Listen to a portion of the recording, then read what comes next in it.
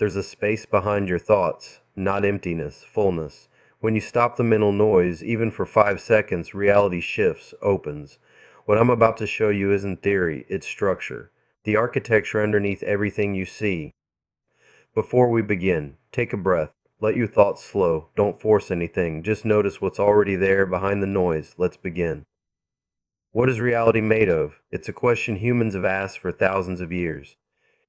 Science tells us atoms, then smaller, electrons, protons, neutrons, smaller still, quarks, gluons, leptons. At the deepest level we can measure, everything becomes energy, waves of probability in quantum fields. But something's missing from this picture. What gives energy its shape? What determines how particles arrange themselves into atoms, atoms into molecules, molecules into the structures we see? Why does a snowflake form six-sided crystals? Why do honeybees build hexagonal cells? Why does DNA spiral in a double helix?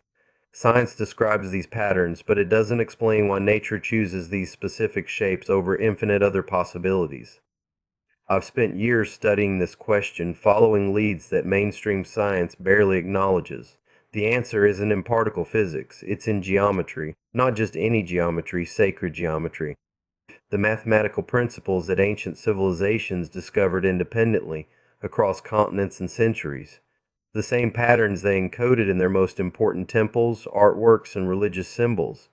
They weren't decorating, they were documenting something fundamental about reality's structure.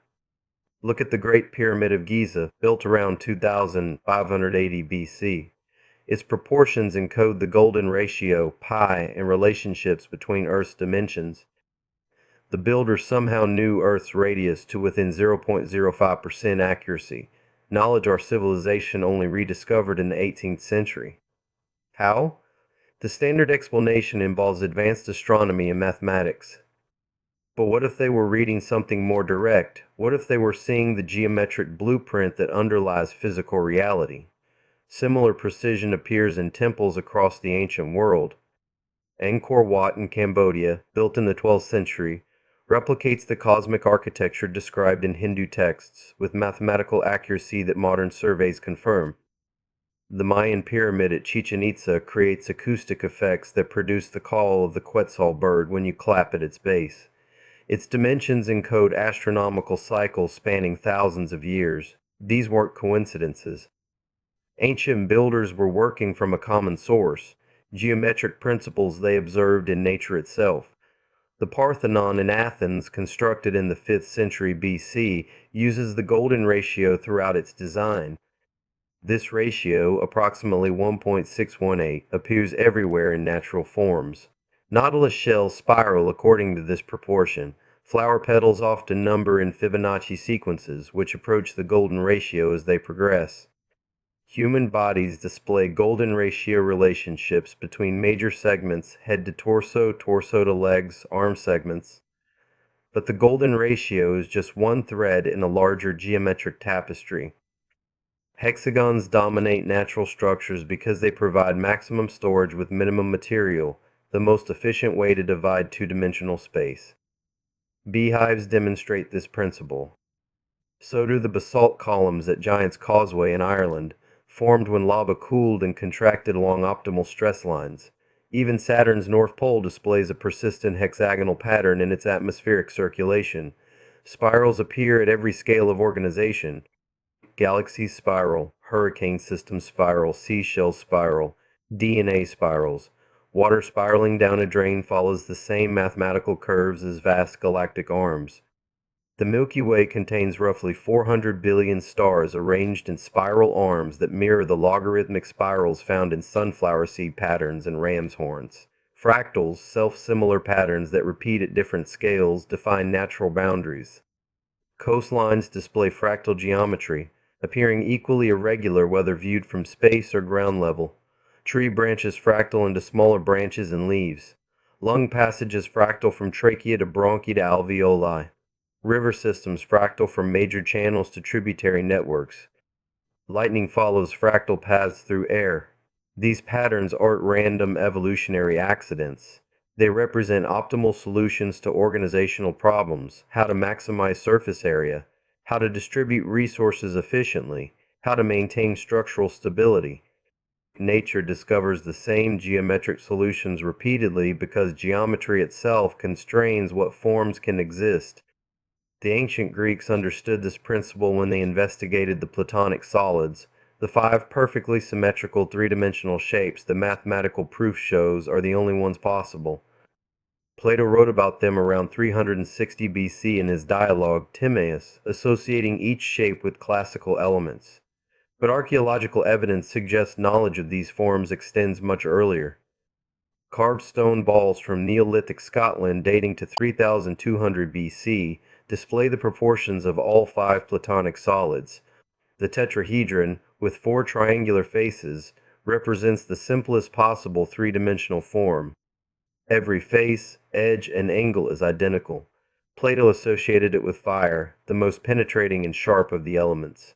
Methane molecules crystallize into tetrahedral structures. Many viruses, including the one that causes common colds, arrange their proteins in tetrahedral symmetry. The tetrahedron appears in crystal formations of diamond and zinc sulfide. The cube, or hexahedron, contains 6 square faces. Plato connected it with earth, solid, stable, foundational. Salt crystals grow in cubic structures. Pyrite, galena, and fluorite naturally form cubic patterns. The cube represents three-dimensional extension into space along perpendicular axes, the basis for Cartesian coordinate systems that describe physical locations. The octahedron displays 8 triangular faces arranged in 2 pyramids joined at their bases. Plato assigned it to air, less stable than earth, more so than fire. Fluorite and diamond can crystallize in octahedral forms. The octahedron serves as the dual of the cube. If you connect the center points of each face of a cube, you create an octahedron. This geometric relationship appears throughout crystalline structures. The icosahedron contains 20 triangular faces, making it the most complex of the regular solids in terms of face count. Plato associated it with water, flowing, adaptable, taking the shape of its container. Many viruses, including those causing polio and hepatitis, arrange their protein shells in icosahedral symmetry. Radiolaria, single-celled marine organisms, construct elaborate skeletal structures based on icosahedral geometry. These microscopic creatures create glass-like shells of stunning mathematical precision. The dodecahedron, with 12 pentagonal faces, held special significance for the Greeks. Plato assigned it to the cosmos itself, the shape that contained all others. Each face displays five-fold symmetry, incorporating the golden ratio into three-dimensional form. The dodecahedron appears in certain crystal structures and in the organization of some biological forms. Its complex geometry makes it the most difficult Platonic solid to construct by hand. These 5 shapes represent the complete set of regular polyhedral, three-dimensional forms where every face is identical, every edge the same length, every vertex angle equal. Euclid proved in his Elements that only these 5 can exist. No sixth regular solid is mathematically possible. But here's what captures my attention. These shapes aren't human inventions, they're discoveries. The mathematics that defines them exists independent of human consciousness. A dodecahedron has 12 pentagonal faces, whether humans exist to count them or not. The geometric relationships are built into the structure of mathematical space itself, and nature keeps rediscovering them. In 1985, researchers found that carbon atoms could arrange themselves into hollow spheres containing exactly 60 atoms. The structure matched a truncated icosahedron, one of the Platonic solids with its corners cut off.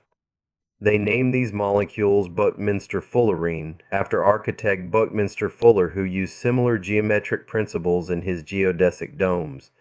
The discovery earned the researchers a Nobel Prize in chemistry.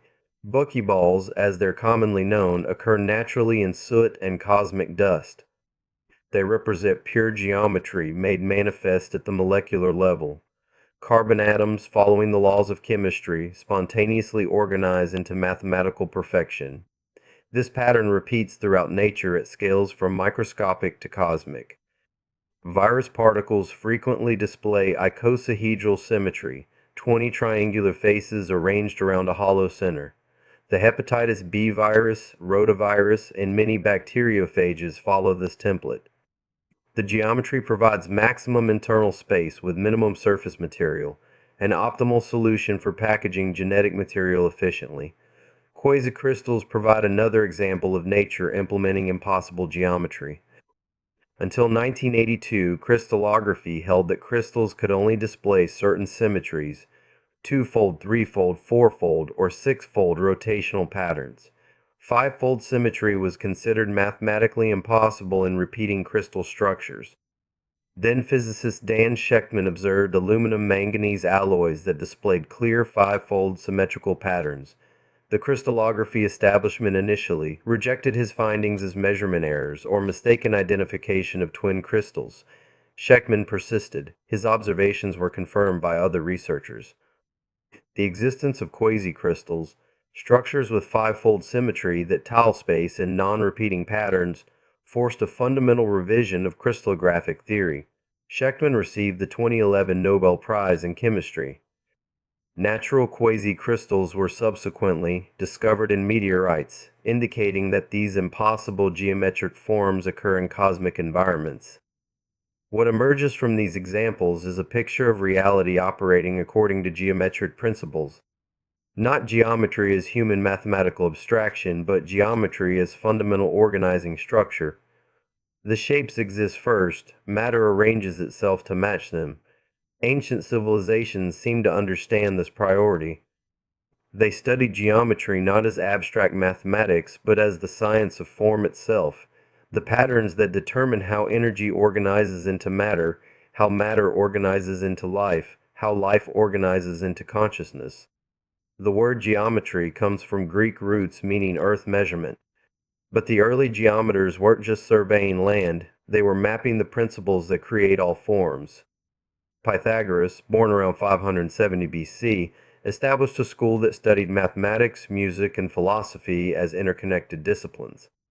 The Pythagoreans discovered that musical harmonies correspond to simple numerical ratios. An octave represents a 2-1 frequency ratio. A perfect fifth represents 3-2. A perfect fourth represents 4-3. This discovery suggested that beauty and harmony arise from mathematical relationships. The same geometric principles that create pleasing sounds might create pleasing visual forms, stable structures, efficient organizations. Pythagorean influence extended through Plato to the entire Western philosophical tradition. Similar insights emerged independently in other cultures.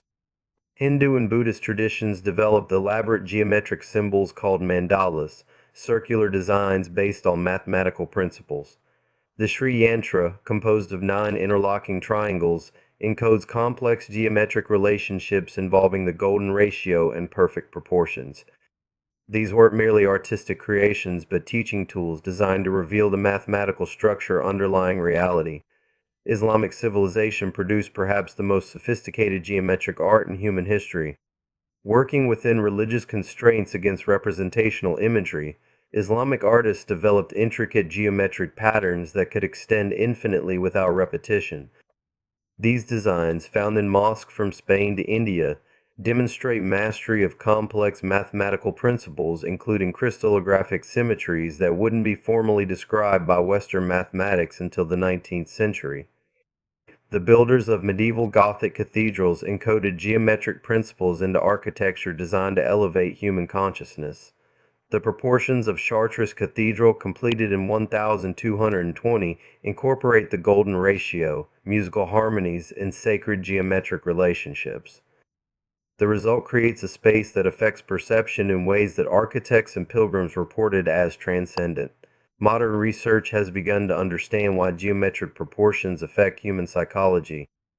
Studies show that environments incorporating golden ratio relationships appear more pleasant and comfortable to occupants. Natural patterns like fractals reduce stress and promote healing. Hospitals have found that patients recover faster when exposed to views of natural or fractal patterned environments rather than blank walls. This suggests that human consciousness recognizes and responds to geometric harmony. We're drawn to forms that reflect the mathematical principles underlying natural organization because we ourselves are products of that same organizational process. But recognition of geometric principles in ancient cultures extends beyond appreciation for harmony and beauty. Many traditions suggest that these patterns provide access to deeper levels of reality. Aboriginal Australian cultures describe geometric patterns encountered in altered states of consciousness, patterns that appear in rock art dating back tens of thousands of years. Similar geometric motifs appear in shamanic art from cultures worldwide, suggesting common access to underlying structural information. Neuroscientist Jack Cowan at the University of Chicago has studied the visual hallucinations that occurred during migraine auras, sensory deprivation, in certain altered states. He found that the patterns people report, geometric tunnels, honeycombs, spirals, lattices, correspond to the mathematical structure of neural networks in the visual cortex. The brain's own wiring creates these geometric forms when normal sensory input is disrupted. This raises a fascinating possibility. What we call geometric patterns in external reality might reflect the structure of perception itself. The same organizational principles that create neurons and neural networks might create the patterns we recognize in nature, art, and mathematics. I've spent years researching these connections between geometry, consciousness, and reality. The investigation led me to questions that conventional science barely acknowledges. If geometric principles are truly fundamental, where do they come from? What determines which forms are possible? Why does nature consistently choose the most elegant mathematical solutions? The answers, I believe, require expanding our understanding of what geometry actually represents. Not just abstract relationships between points and lines, but the foundational code that determines how energy organizes itself into the structures we call matter, life, and consciousness. This brings me to something I witnessed, not in theory, not in imagination. I experienced directly the architecture beneath what we call reality. Geometric structures, perfectly arranged, responding to energy in ways that shouldn't be possible according to our current understanding of physics. The experience revealed that the patterns we observe in nature, the spirals, fractals, and polyhedral, aren't emergent properties of complex systems. They're primary. The geometry exists first, providing the template that guides energy into form. Reality has an underlying structure that operates according to mathematical principles, and that structure is accessible to direct perception under certain conditions. What I saw challenges fundamental assumptions about the relationship between matter and information, between physical processes and geometric principles, between consciousness and the structure of reality itself. Over this series, I'll share what I witnessed and explore what it might mean for our understanding of existence. The Platonic solids are just the beginning. There are geometric forms that extend beyond the five regular polyhedral, shapes that take the basic templates and unfold them into more complex dimensions. These forms aren't just mathematical curiosities. They appear to play active roles in organizing energy at levels that our instruments can't yet detect. Next time, I'll introduce a shape that changed everything I thought I knew about the relationship between geometry and reality, the stellated dodecahedron. This isn't one of the five Platonic solids, but an extension of the dodecahedron into higher dimensional space. It's a form that ancient wisdom traditions encoded in their most sacred symbols, and it's central to what I witnessed in the hidden architecture. The stellated dodecahedron represents a bridge between the stable forms we recognize in physical reality and the dynamic patterns that organize energy before it manifests as matter. Understanding this shape opens doorways to perceiving levels of reality that remain invisible to ordinary awareness. But first, we need to establish the foundation. The five Platonic solids provide the basic vocabulary of three-dimensional form. Everything we recognize as structure, crystals, cells, organisms, planets, galaxies, represents variations and combinations of these fundamental geometric templates. They are the alphabet from which the language of reality is written. Contemporary physics describes four fundamental forces: electromagnetic, weak nuclear, strong nuclear, and gravitational. These forces govern how particles interact, determining the structure of atoms, molecules, and larger assemblies. But what determines the structure of the forces themselves? Why do electromagnetic fields propagate as waves? Why do gravitational fields curve space-time according to Einstein's field equations? The geometric perspective suggests that these forces represent different aspects of a single underlying pattern, the way energy organizes itself according to mathematical principles built into the structure of space itself.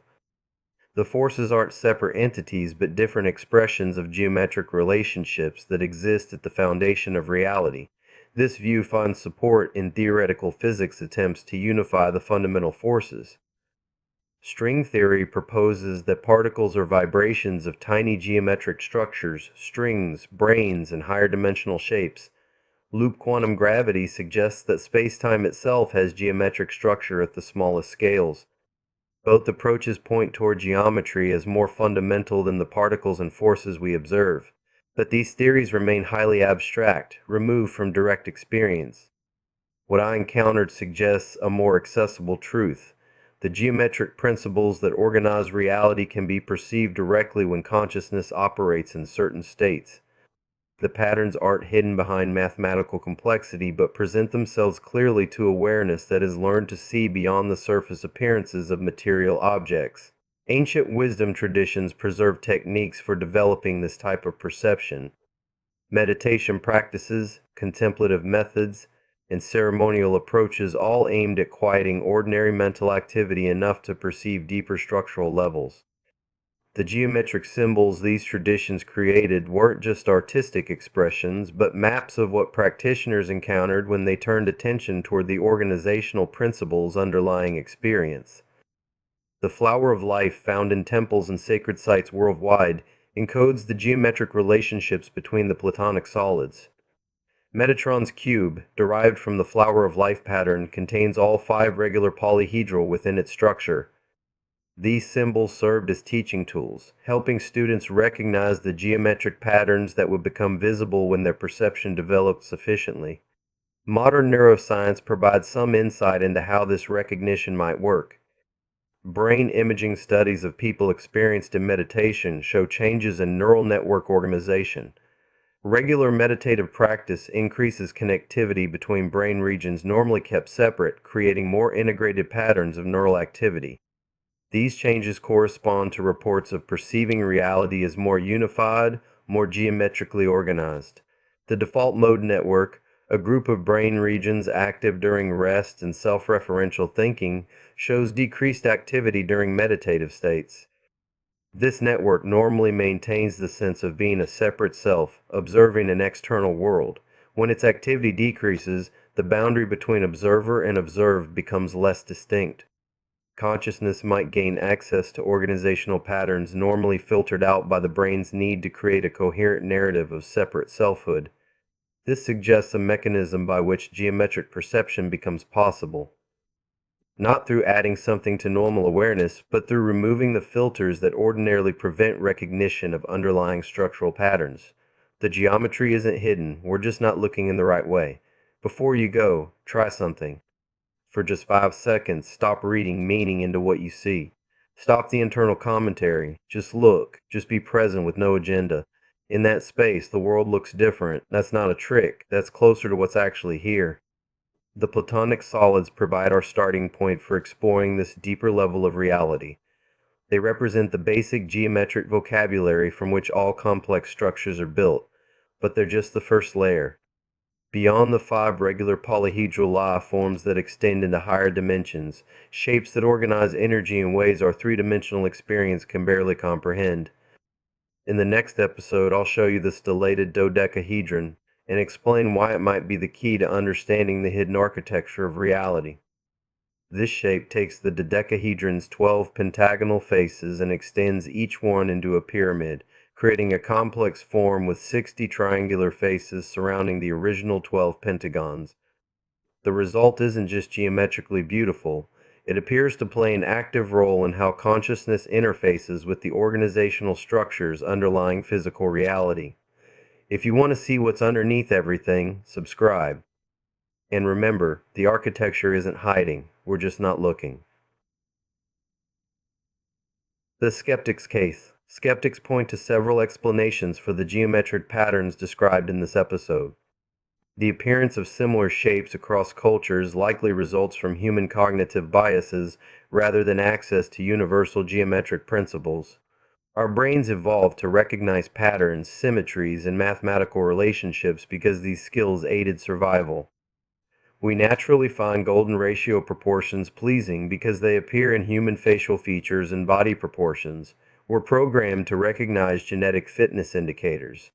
The prevalence of platonic solids in nature reflects physical constraints rather than mystical blueprints.